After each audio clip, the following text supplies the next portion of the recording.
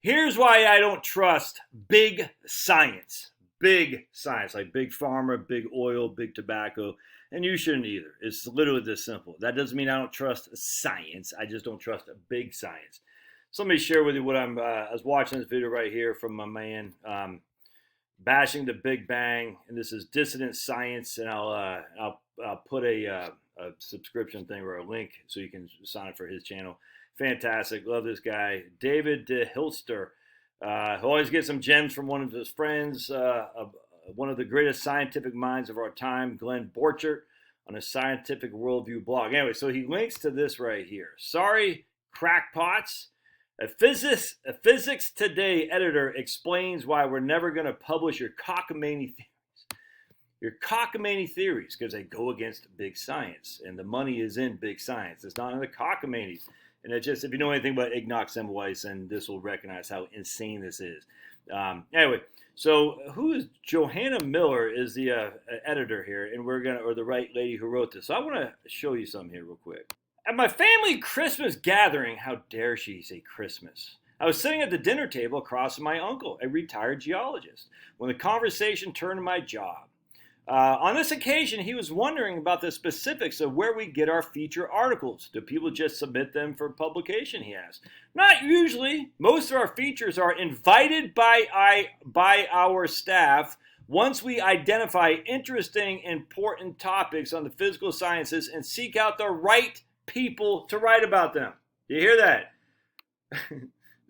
Talk about a gatekeeper. Most of our feature articles are invited by our staff once we identify interesting and important topics in the physical sciences and seek out the right people. The Bill Nyes, the Neil Tysons, the Hawking, well, he's dead, but those kind of guys to write it. Not the other people who challenge the narrative. How dare you challenge the narrative?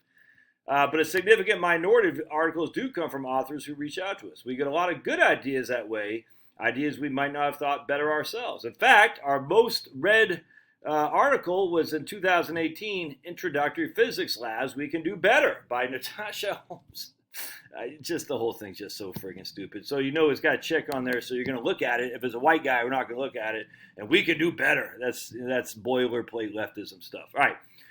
To find those gems, we need to sort through piles of less promising submissions. In particular, we get a lot of letters from eccentric amateurs who believe they've arrived at some startlingly new insight, herefore unknown to the professional physics community, about how the work of Albert Einstein was all wrong. Some are actually amusing. My uncle, the geologist, looked awful, but isn't it possible one of them is right? Goes on to an insane thing about how there was a case where we were wrong and they were right. And then she goes, but importantly, though, that work was done by experienced physical chemists using state-of-the-art experimental and computational techniques. It is hardly the case of some plucky outsider taking down the arrogant establishment. The gatekeepers. They literally are the gatekeepers. It wasn't the case of some plucky outsider or someone who's already well-renowned in the industry of the big science. If some error were to come to light and say the theory of general relativity, the discovery would almost certainly be based on similarly sophisticated levels of understanding by the professionals, not some plucky amateur. Oh, my goodness. The theory has withstood all the tests that experimenters have thrown at it. No. What's more, every measurement by GPS device requires a general relativity correction to account for the slightly different speeds on clocks. It's simply not true. Every measurement by GPS device requires a general relativistic correction to account for the slightly different speeds of clocks on satellites and on Earth. It's simply not true. If it somehow turned out that the theory was nonetheless flawed and the accuracy of GPS was all a coincidence, that would be a big deal, and we at Physics Today would certainly want to know. We will not, however, be the ones to publish the paper. We'd want to know about it, but we're not going to challenge Einstein. We will not be the ones to publish the research paper. Physics Today is a magazine, not a journal. We don't publish original research, and we're not in the business of evaluating the correctness of new theories. Get your work accepted by a reputable peer-reviewed journal first, and then we consider covering it in our science and discovery department. But if you know enough about physics to have a hope of disproving Einstein, You certainly knew that already, and yet you'll never get a job in big science. Isn't that interesting? And so we just go, you can read some of the comments about how idiotic that lady is, but I want to share with someone else here. 70% of all medical science trials are faked. Let's read what that's about. So we're seeing physics. Now here's a BMJ, the British Medical Journal. Time to assume that health research is fraudulent until proven otherwise. And they're having a question mark there, but let me show you what I'm talking about. Health research is based on trust. Health professionals and journal editors reading the results of a clinical trial assume that the trial happened and that the results were honestly reported. But about 20% of the time, says a professor of OBGYN at Monash Health, they would be wrong. And as I've been concerned about research fraud for 40 years, and this is who wrote this, I'm not sure who wrote this, it might be down low. I wasn't that surprised as many would be by this figure, but it led me to think that the time may have come to stop assuming the research actually happened and is honestly reported and assume that the research is fraudulent. And, all right, let's see. As he described in a webinar last week, Ian Roberts, professor of epidemiology at the London School of Hygiene and Tropical Medicine, began to have doubts about the honest reporting of trials after a colleague asked if he knew that a systematic review showing the mannitol halved death from head injury was based on trials that never happened. I'll put the links, you're going to have to read it yourself, but he said he did not know. And he did not have doubts about the honest reporting of trials about the mannitol halved death from head injury. But he said about investigating the trials and confirmed that they had never happened. They all had a lead author who purported to come from an institution that didn't exist and who killed himself a few years later. The trials were all published in prestigious neurosurgery journals that had multiple co-authors. But none of the co-authors had contributed patients to the trials, and some didn't even know they were co-authors until after the trials were published. When Roberts contacted one of the journals, the editor responded, "I wouldn't trust the data." Then why, did Ian Roberts ask, did you freaking publish it? None of the trials have been retracted. Later, Roberts, who headed one of the Cochrane groups, did a systematic review of colloids versus crystalloids, only to discover again that many of the trials that were included in the review could not be trusted. He is now skeptical of all systematic reviews, particularly those with the most reviews of multiple small trials. He compared the original idea of systematic reviews as researching for diamonds, knowledge that was available if brought together in systematic reviews. Now he thinks of systematic reviewing as searching through rubbish. He proposed a small single center trial should be discarded, not combined. Anyway, and so we keep going down and we see, hold on a second. I actually did a study on this before. We had a guy, John Ioannidis. Remember him? A professor at Stanford. Oh my goodness, John. This is July 2021, so I guess he still hasn't been hung at the stakes yet or burned at the stakes yet, but they're trying to. He examined individual patient data from trials submitted by various countries to anesthesia. During a year, he found that many were false. 100% out of Egypt were false, 75% out of Iran, 54% out of India, 46% out of China, 40% out of Turkey, 25% South Korea, and 18% in Japan.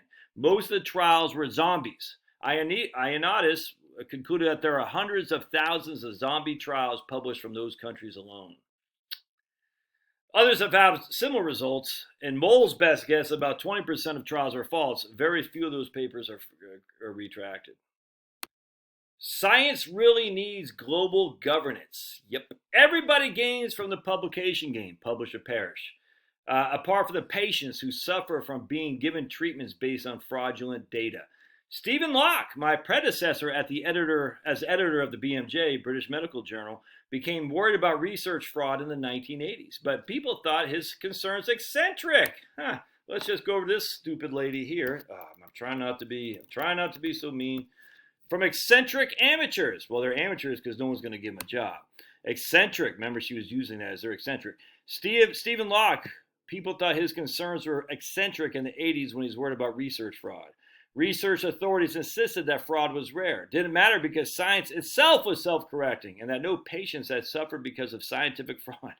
All those reasons for not taking research fraud seriously has proven to be false. Anyway, this is from Richard Smith, who was the editor of the BMJ until 2004. I screenshot this. I'm not going to read it because I get kicked off. So you can see that right there. If you see what I'm saying, that's the BMJ senior editor. How dare we challenge the BMJ?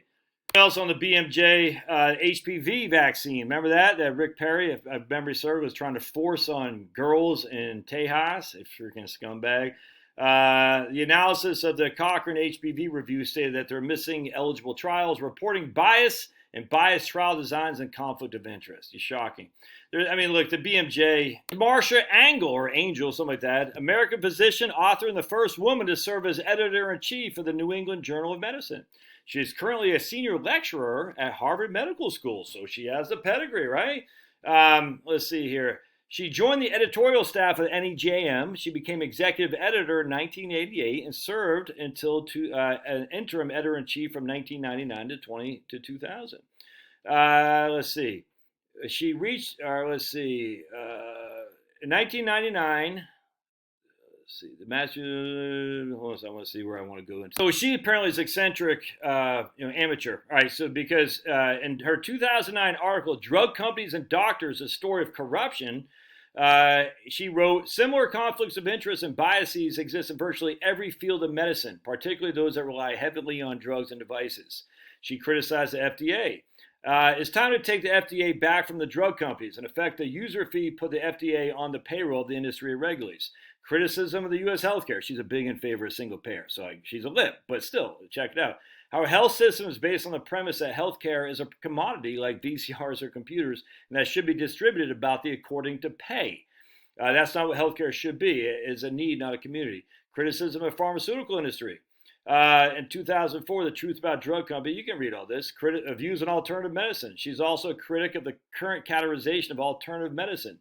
In 1998, she wrote, "It's time for a scientific community to stop giving alternative medicine a free ride. There cannot be two kinds of medicine, conventional alternative. There is only medicine that has been adequately tested and medicine that has not. Medicine that works and medicine that may or may not. Once a treatment has been tested rigorously, it no longer matters whether it's considered alternative at the outset." So anyway, she seems like she's eccentric and obviously an amateur, but no longer possible to believe much of clinical research that is published. That's what the old in 2013. No longer possible to believe much of clinical research that is published. Now, people, but Josh, that's healthcare. That's all the same thing. Science, physics. Yeah, I don't know anything about chemistry. I know it, but I don't know what's going on in chemistry. With battery power, that's all great. Love it. And biology, well, we know that's lost because of the 57 flavors. But that's why I don't trust it. Literally, anything they say, it should be like, let me show you something here real quick. I post this picture on my community thing. This is from the Chang 4. Did you know that China has had at least 5 lunar landings, unmanned lunar landings since 2007, at least 5. This extraordinary picture is from the Chang 4 in 2019. All right, it's just freaking, it looks so stupid. Whatever, I don't believe them. Anyways, it's nuts. And I said, if you believe them, well, meet my friend George Strait and his Arizona property he's been trying to sell. But anyway, so the first thing that comes up here, check this out. This guy right here. Why would you doubt they put an unmanned probe on the moon? I literally can't believe this guy is saying this. Why would I doubt China would lie about putting an unmanned probe on the moon? That's stunning to me that anyone would say, why would you? It's after all we've been through these last 2 years. Why would you doubt?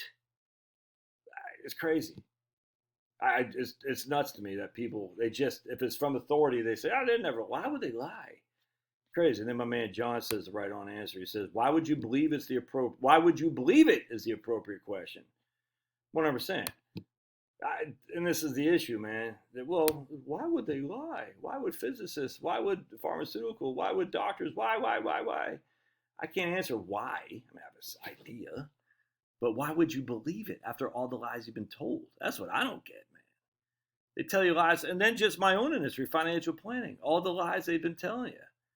It's crazy to me. And I just sit there and I'm like, hell, I don't want to, I'll do another video maybe, but why would you believe it? Any of it. That doesn't mean it's all lies. I just go in there with a level of, I don't trust it until I can validate it that it's been proven.